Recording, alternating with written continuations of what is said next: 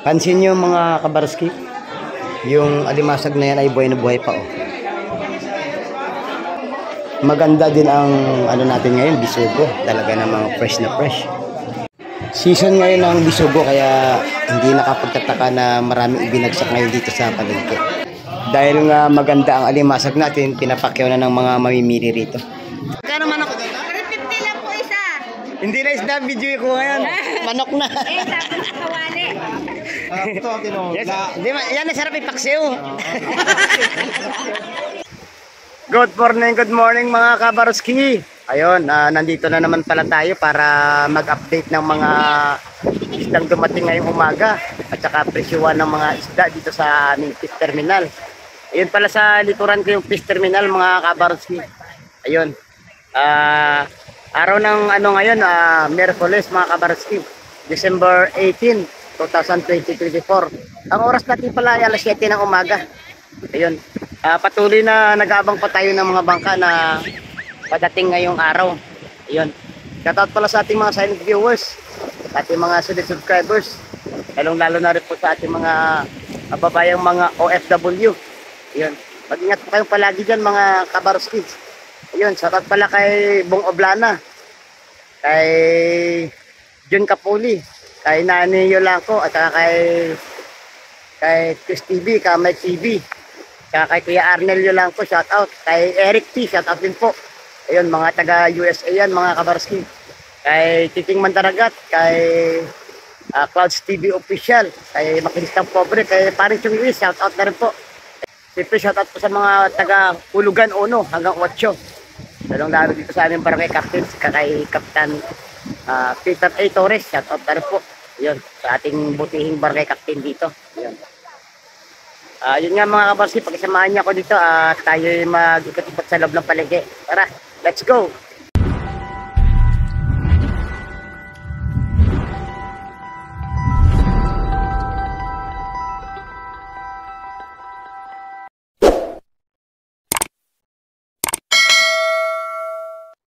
Ito yung dalawang timba na ibinaba galing sa bangka oh. Ayun, kinuha ni Boss Boyong yung ano, yung naiwan, di ko alam kung ano yan. Yung may nahuli. Ayun na, Makati yan.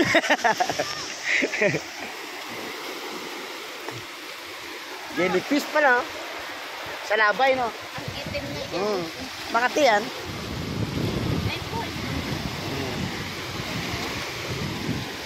Ayun, kukunin pa ni ano, ni Idol yung ano, ibang mga isda.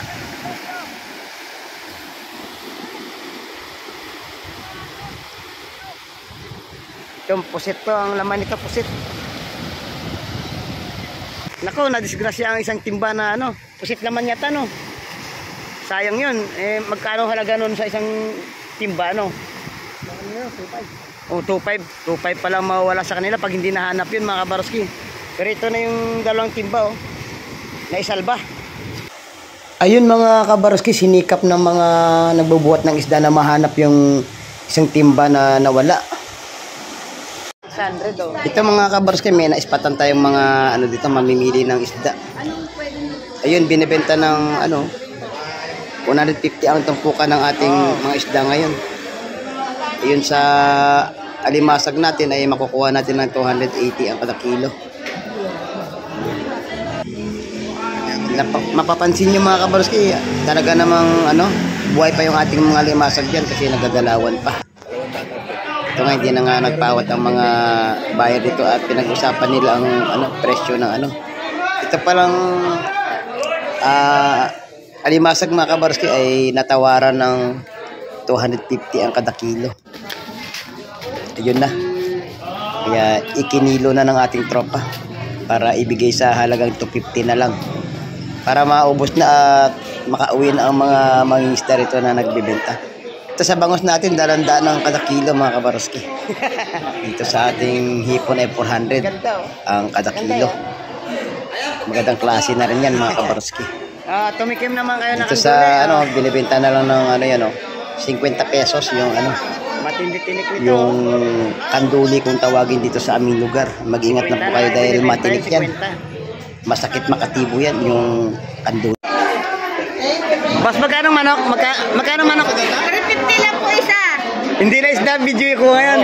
Manok na. Eh, tapos kawali. Ito, tinola. Yes, di ba, yan nasarap ipaksiw. may nagbibenta ng manok mga kabarski. Oh. Tawag. Hindi lang isda binibenta ito, manok. Pwede. Ang tawad ni Kuya Jun.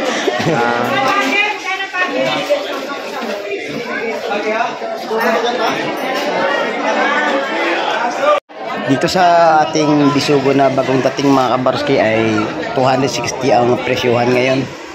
Dagsa ngayon ang mga bisugo dahil nga sa season siguro ng mga bisugo ngayon. Kaya halos isda rito ngayon ay bisugo. Kaya hindi na nagtatagal mga kabarski at talaga namang pinapakyaw na ng ating mga buyers dito. Ito may sapsap at saka salay-salay. 130 ang kilo ng sapsap. Ayun sa alimasag ay 150 ang tumpukan. Nakadepende yan mga kabarski kung magkano ang tawad at kung konti lang naman ang diferensya ay ibinibigay na sa tawad ng mga buyers. Ito may tumpukan din ng isda dito na bagong dating. Yung alimasag na lang yun. 100 pesos, 4 na piraso pero good size na rin yan mga kabarski. Saka dito sa mga sinasalansa ng ating tropa ay 130 ang tumpok ng isda niya. Kaya kung mahusay kayong tumawad ay makuha nyo yan ng 120. Ibibigay na yan sa lahatan. Pero pag tinawaran nyo ng mababa presyo at isang tumpok lang naman ang kukunin nyo, hindi po yan ibibigay. Yan, ito kukunti na lang natira yun. Hindi nagtagal, binili na rin yun mga kabarski. Ito ang sa may papag naman, ang presyo ng alimasag ay 280 sa papag. Yan. At nabila naman na rin naman si ate Yan. May mga isda pa siya doon sa kabila. May mga isda pa siya. Huwag lang sana kayo magtaka mga kabarski kung ang presyo dito sa mga papagan ay mataas ng 10 piso kasi siyempre yun na lang ang tubo nila na ipapataw dyan at siyempre pinagkakitaan nila yan. Ito 550 sa pusit na malalaki. Sa bisugo naman 130 ang presyoan. Ito sa hiwa-hiwa na bidbid ay 100 na kada hiwa. Yun. At may iba't ibang klase pa dito. Ayan, tagi 100 na lang itong lawlaw. Pwede nyo na rin tawaran ng 80 yan. Kung marami bibilhin nyo, ay ibibigay na sa 80 pesos yan. Dito naman tayo dumako sa tigwa 150 ang hipon natin. Saka sa puset ay 150 din. Ayun. Magandang klase ngayon ang mga hipon bulik saka hipong swahe. 150 yan. Dito sa natin 230 ang kilo ng ating salay-salay. 400 naman sa ating sa pampano. Ito naman 150 ang tumpukan. Ayan. Sa ating 400 sa hipon. Ang bisugo natin hindi nagbabago, 260 pa rin. Kaninang maaga-aga pa 260 ang kilo. Pero ang gaganda ngayon ng huli nila at tagalam sa Rosario at hindi talaga kayo manghinayang mga kabarski pag dito kayo mamili. Ayun mga kabarski, hanggang dito na lang po ang ating video. At nai-update ko kayo sa mga presyuhan ng isda dito at isdang dumating ngayong umaga. Ayun, maraming salamat sa pagtutok kay Baruski TV. Hanggang sa muli natin pagkikita mga kabarski, mag-ingat po kayo palagi at palagi niyo po pakatandaan habang may buhay may pag-asa. God bless po sa ating lahat.